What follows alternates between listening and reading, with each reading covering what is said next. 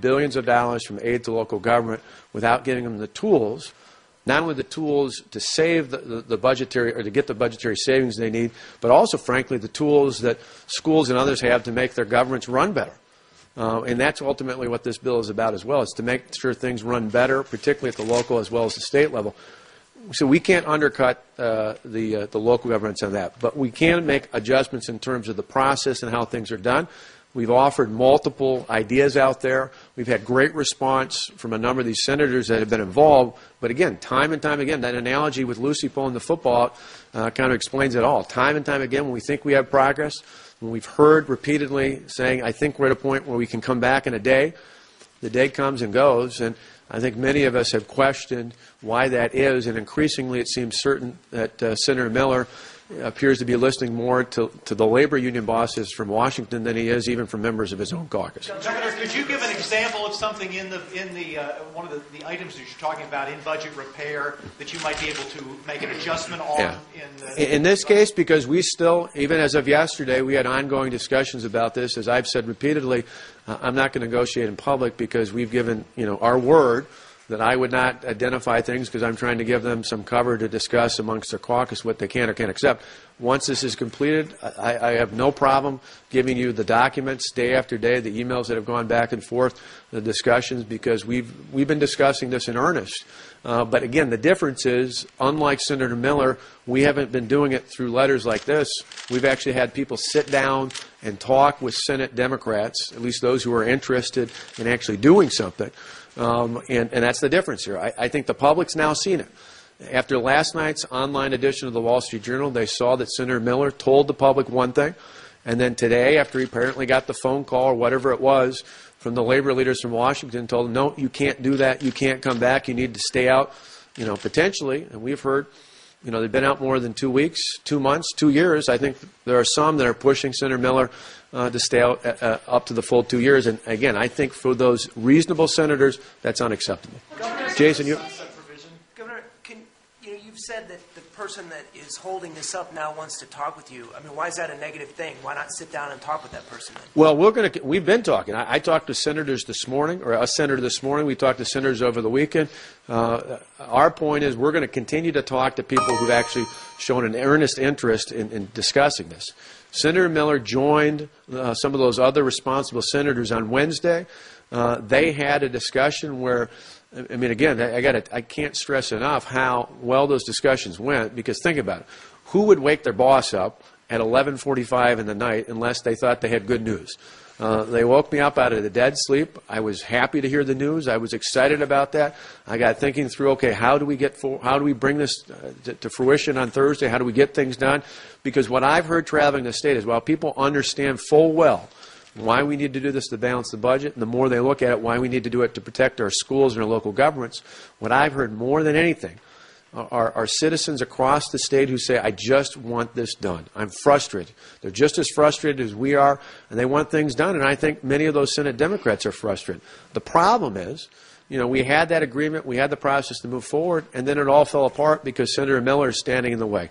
We need to find out who in that caucus can really deliver, who can ultimately get something done. There's an interest in doing it. I think they really have to question whether or not Senator Miller is the right leader for them, or there's somebody else who can bring them home and get the job done. Senator Erpenbach said that they were ready to return on Thursday and vote, but you held your press conference and that aggravated them, and then the rules were passed in the committee authorizing their arrest, and that is what balked the deal. Yeah, right. Well, on Thursday, I got that response from a couple of them. I have to contend, I think evidence has showed us, because if that was the only thing and now they were ready, but last night Senator Miller said he was ready. This morning he said he didn't. What happened between now and then? I don't know for sure, so I can only speculate, but I have to assume that some of those labor leaders who've invested millions and millions and millions of dollars from D.C. into this state got on the phone and told Senator Miller, you cannot budge. And that really makes me wonder who's making this decision. Is it the people in the state of Wisconsin, or the elected representatives, Republican, Democrat alike, from the state of Wisconsin who are making this decision? Or is it someone who's controlling money from Washington who's making that decision? And I think voters across the state have to seriously question that. I mean, does anybody seriously think that the fact that I stood up here on Thursday and basically told all of you in the same tone, the same manner I'm talking about right now, what I said 3.5 weeks ago, which is if we're not able to achieve the savings from the modest pension and health care contributions that we're asking for effective April 1st, the alternative is 1,500 layoffs of state workers effective the first week of April. The first week of April ended last Friday. I foretold that. I've been honest. I've been straightforward. I've laid it all on the table as to what we were going to do. There's been no surprises throughout this process. If Senator Erpenbach was offended by someone standing up and speaking the truth, then we have far bigger problems than just this budget battle. The fact of the matter is we didn't make any threats. We didn't make any things that we didn't say we weren't going to do 3 weeks earlier. The fact is that something else is happening because it's happened time and time again. It happened after Monday's meeting. It happened after Wednesday's meeting. It happened after Thursday. It happened after discussions again on Friday. We set up a meeting on Saturday. We had the meeting yesterday on Sunday. I had a call again this morning. Anyone who doesn't believe that we haven't been willing to reach out just isn't following the timeline out there, and there's no disputing it. There's plenty of folks, when push comes to shove, and frankly, when you all look at some point when the emails are released and everything else is out there, you can see the paper trail of day after day after day talking about our discussions, talking amongst the three of us about how we were optimistic and excited about the fact that it looked like we had progress, only to have that be cynically undermined by the fact that Senator Miller stood in the way of that progress.